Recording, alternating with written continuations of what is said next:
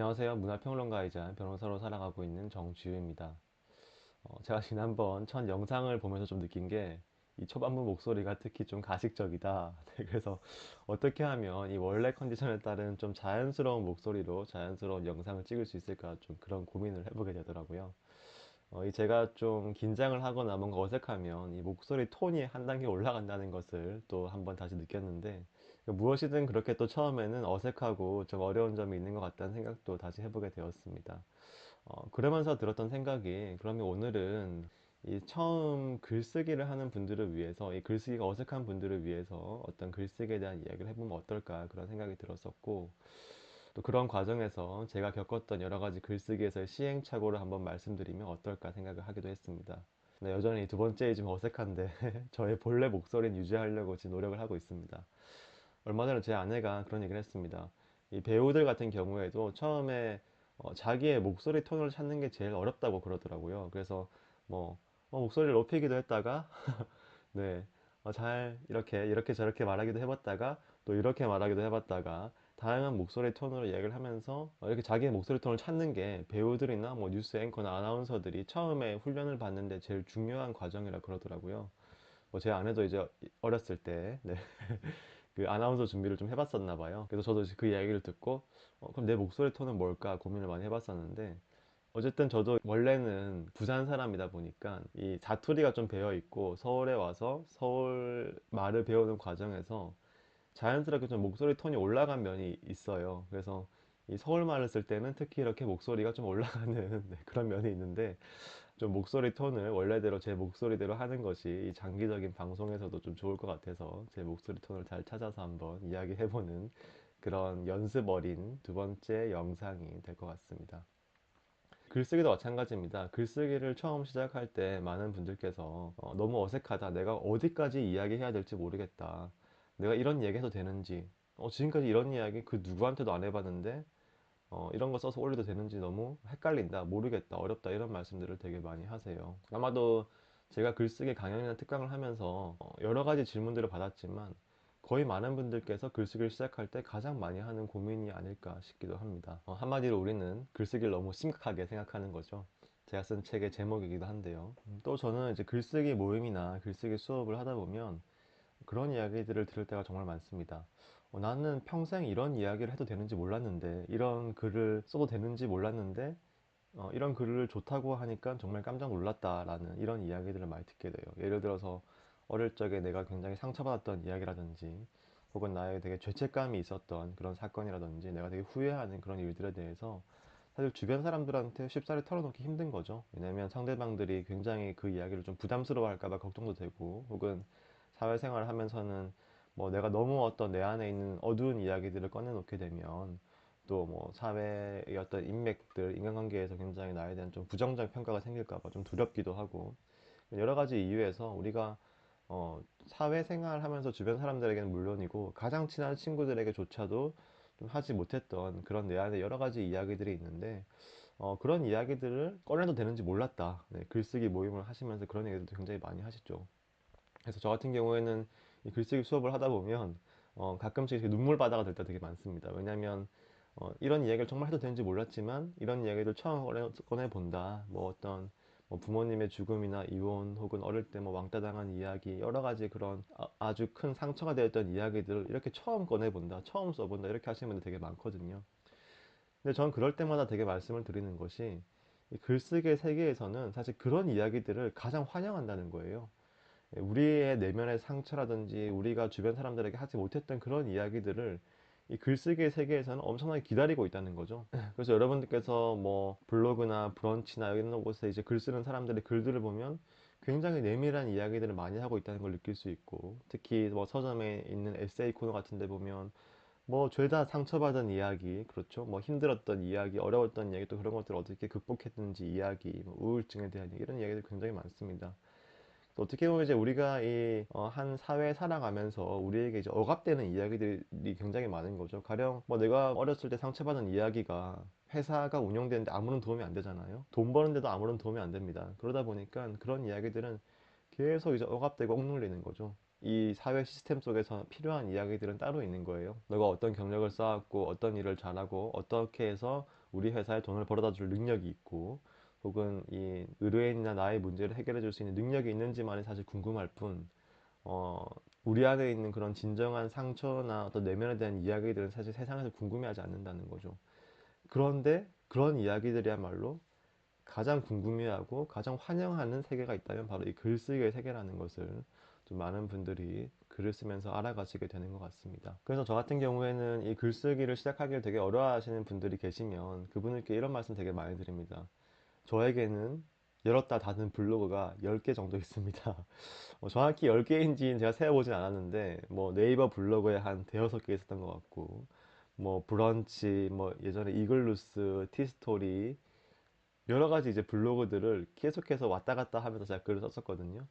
그 이유가 처음에 이제 제가 네이버 블로그에 시작을 했었는데 이 블로그에 글을 너무 많이 쓰다 보니까 제가 뭐 부끄러운 이야기도 너무 많고 약간 좀 나의 치부처럼 느껴지는 생각도 너무 많고 또 뭔가 당시에는 그렇게 생각했지만 생각이 바뀐 얘기도 너무 많다 보니까 이 블로그가 너무 부끄러워지는 거예요 스스로 당시에. 그래서 그 블로그를 닫아버리고 또 새로운 블로그를 열어서 새로운 닉네임으로 아무도 모르는 사람들에게 또 글을 쓰고 그런 여정들을 계속해서 반복을 했던 거죠. 특히 저 같은 경우에는 이제 한 20살에서 25살, 대여섯 살까지 거의 약간 질풍노도의 시기처럼 정말 많은 생각과 욕망과 온갖 고민들 속에서 네, 내면의 폭풍이 부는 정말 그 헤르만 헤세의 데미난처럼 내면의 폭풍이 부는 시기를 보냈었기 때문에 그동안 얼마나 이상한 글을 많이 썼겠으며 이상한 생각을 많이 했겠어요.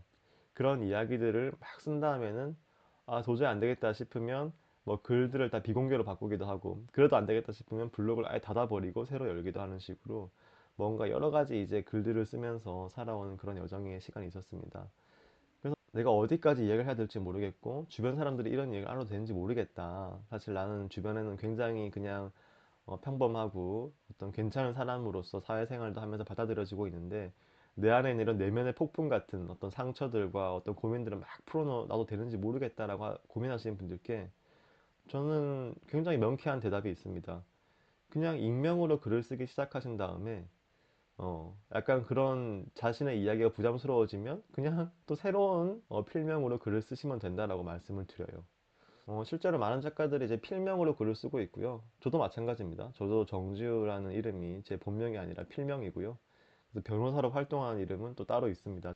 저의 약간 비하인드 스토리를 좀 더 말씀드리면, 저는 이제 처음에 책을 낼 때가 우리나라 나이로 뭐 26, 만으로 한 24 정도의 첫 책을 냈었어요. 청춘 인문학이라는 책을 썼었는데, 당시에만 하더라도 우리나라 사회에서 굉장히 청춘 담론이라는 것들이 많이 확산되고 있었습니다. 청춘을 위로하는 책들도 많이 있었고요. 아프니까 청춘이다 같은.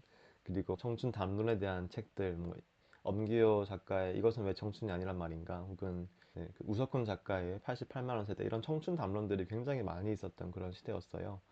근데 이제 저도 그런 청춘 담론들에 대한 책들을 많이 읽으면서 어 물론 이런 청춘에 대한 책들이 공감되는 면들도 있지만 이 글을 쓰신 분들이 다 약간 우리보다 윗세대 분들인데 막상 내가 청춘을 보내면서 느끼는 것들과는 좀 다른 점도 되게 많이 있는 거예요. 그래서 나는 내가 느낀 청춘, 내가 경험한 청춘에 대해서 이야기를 해봐야겠다. 또 내가 인문학 공부를 좋아하니까 내가 느낀 청춘, 내가 직접 경험한 청춘에 대한 인문학적인 이야기를 해야겠다라고 해서 첫 책을 썼었는데요. 당시에 저는 저의 이름, 뭐, 나이, 모든 걸 약간 비공개로 하고 책을 내고 싶었습니다. 왜냐하면 뭐 24살, 뭐 26살 정도의 어떤 어린 학생이, 청년이 책을 썼다고 하면 많은 사람들이 약간 그 책의 내용을 뭐라 그럴까 좀 평가절하하거나 좀 우습게 볼 것 같은 거예요. 근데 저 같은 경우는 이제 그때 제 마음으로는 나는 저 어떤 기성세대의 뭐 지식인들과 동등한 위치에서 나의 이야기를 펼치고 싶고 나의 담론을 펼치고 싶다라는 나름대로 생각이 있었기 때문에 철저하게 저의 모든 얼굴, 신분, 이름, 모든 나이, 모든 걸 비밀로 하고 책을 이제 냈던 거죠. 청춘인문학이라는 책을. 그리고 이제 한 2년 뒤에 이제 분노사회라는 책도 내면서도 마찬가지 마음이었어요.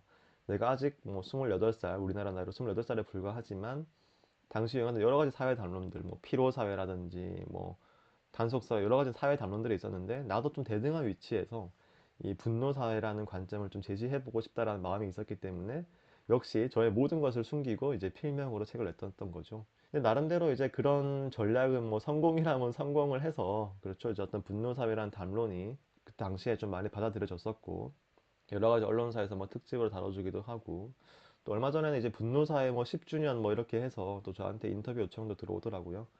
그래서 어쨌든 이 사회적인 편견이나 선입관들이 항상 있기 때문에 그 편견과 선입관에 좀 맞서 싸워서 나의 위치를 찾아나가는 여정에서 이 필명이 꼭 필요했던 또 그런 시기가 있었습니다.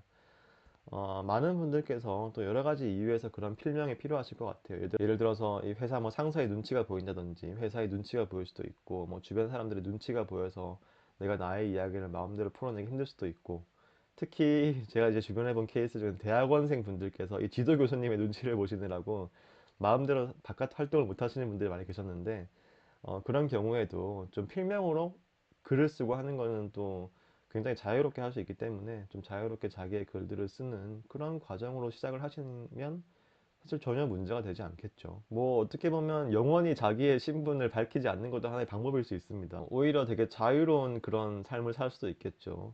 내가 작가가 돼서 뭐 브런치에서부터 시작을 해서 책도 내고 했지만 아무도 나의 정체를 모른다. 네, 그러면 나는 굉장히 자유롭게 또 작가 활동을 할 수 있는 또 그런 여지가 생길 수도 있기 때문에 필명을 쓰는 것이 상당히 괜찮다. 네, 처음에 글을 쓰기 시작하실 때 상당히 괜찮은 방법이라는 생각도 많이 하게 됩니다. 네, 그렇게 어떤 필명으로 이제 글을 써 나가시면서 글쓰기를 시작하시는 것이 저는 추천드리는 바이고요.